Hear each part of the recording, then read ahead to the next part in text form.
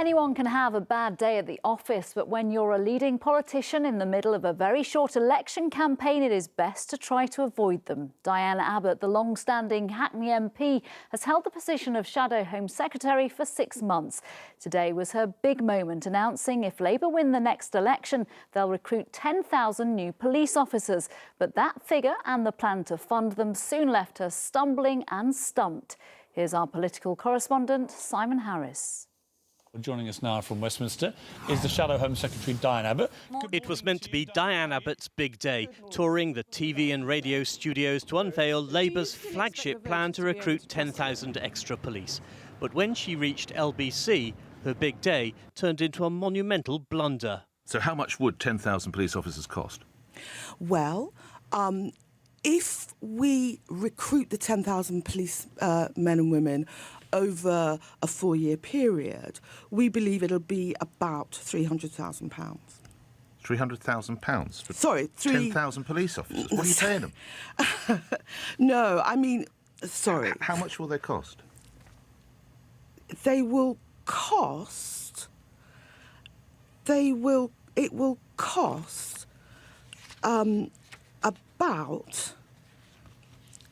about £80 million.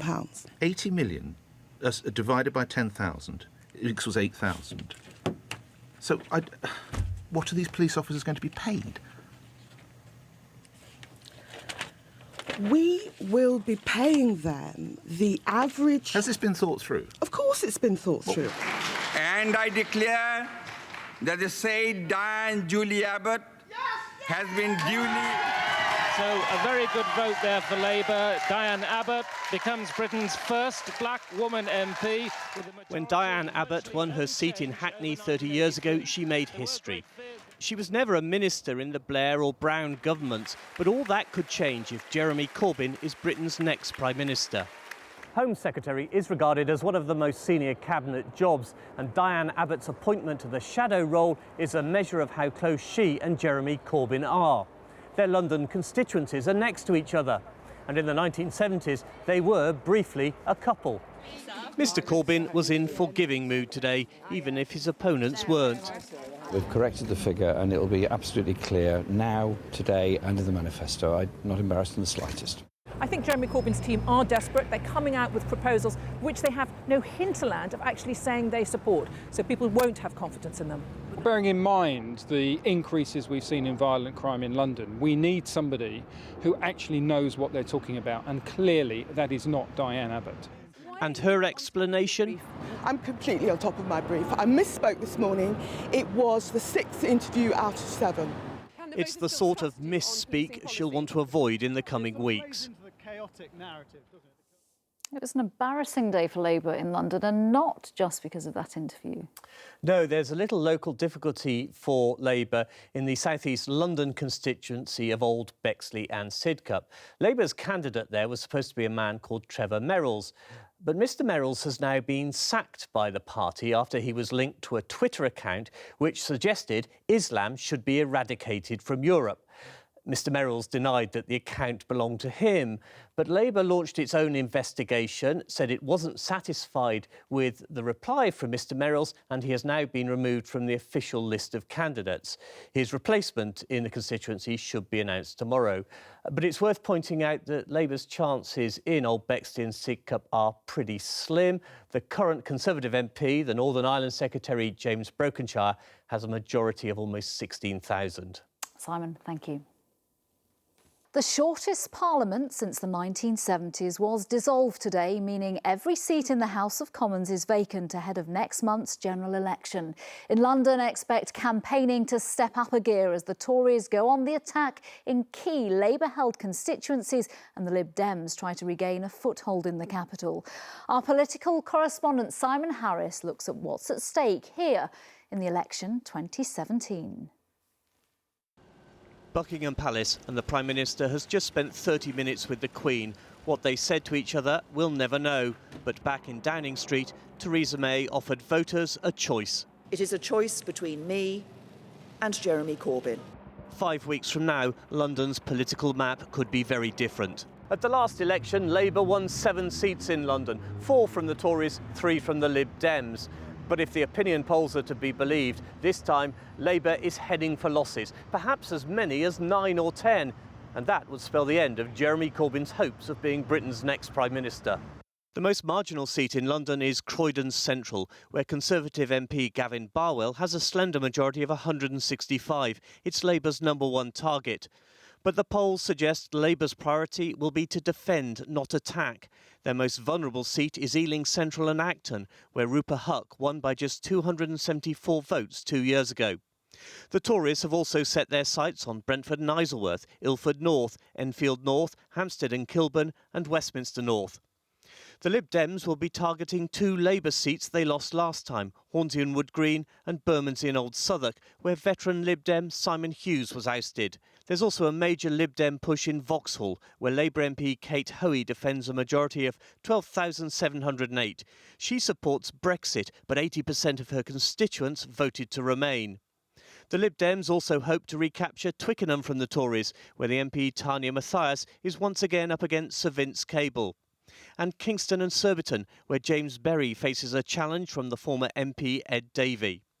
Outside of the M25, Labour will be fighting to hang on to Slough, where former Blair babe Fiona McTaggart is retiring.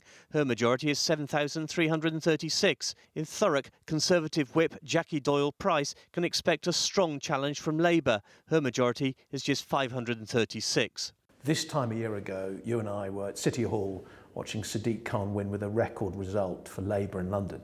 And here we are now, a year later, with a distinct possibility that the Conservatives could end up with more MPs in London than Labour if it's a really bad night for the Labour Party. The polls offer no encouragement to smaller parties like the Greens, but they will contest many London seats. So too will UKIP, but it's the larger parties confident their messages will resonate with voters. What we're saying to people is if you want an effective opposition, if you want an opposition that's going to stand up to the government on its plans for hard Brexit, then you need to vote for the Liberal Democrats to make sure that we've got a strong voice in the Commons. If we look at elections and referenda in recent years, we've seen they've often gone the opposite way to the polls. So everybody should be clear, there is a very clear choice on the 8th of June between strong and stable leadership under Theresa May and Jeremy Corbyn and a potential sort of coalition of chaos with the SNP and the Liberal Democrats. People in this country feel cheated. They feel that the system's rigged against them because you can't just have a country that is floating on a sea of cash in the City of London while they're closing the A&E departments and while pensioners aren't getting the rises they deserve. There's something wrong there. Labour, as far as I know, is the only party that's got the answer to that conundrum. For now, this place is closed for business. The politicians have gone off to fight in battleground London. Simon Harris, ITV News, Westminster. Local elections can often be a protest vote, but if last night's was anything to go by, the Conservatives will not face many protests in next month's general election. They strengthened their hand in the home counties, in many cases stealing seats from Jeremy Corbyn's Labour and halting UKIP's charge. Hertfordshire reflected the national picture. There, the Tories enhanced their majority from 16 to 24, with 51 seats overall. Labour lost a third of its members, down 5 from 14 to 9. But Essex saw the UKIP wipeout. All 6 of their county councillors lost their seats. Labour, despite heavy boots on the ground during campaigning, lost 2 of its 8 seats, meaning the Tories now have 56 of the 75. From there, our political correspondent Simon Harris reports. It's the home of the Thames Gateway Superport and the spiritual home of that mystical voter, Essex man. In the 80s, the swing seat of South Basildon and East Thurrock fell in love with Margaret Thatcher. In the 90s, was seduced by Tony Blair and more recently appeared to be flirting with UKIP. At the last general election, UKIP was so strong in South Basildon and East Thurrock, they came second, beating Labour. But last night, all that changed.